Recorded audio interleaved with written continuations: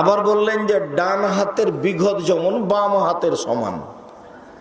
তো ডান হাতের বিঘত যেমন বাম হাতের সমান, আমার উম্মত খারাপের দিকে নামতে নামতে ইহুদি খ্রিস্টানদের সাথে সমান সমান হয়ে যাবে।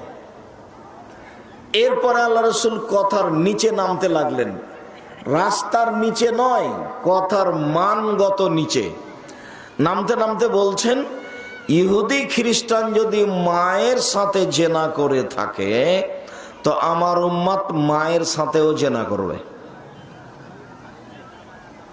বুঝতে পারলেন কেন আমাদের ছেলেরা এইভাবে চুল ছাঁটা শিখলো? এটা তো কাজা হারাম। কেন আমাদের ছেলেরা টাকনুর নিচে প্যান্ট পরা শিখলো? কেন আমাদের ছেলেরা দাড়ি চাঁচা শিখলো? কেন আমাদের ছেলেরা সকাল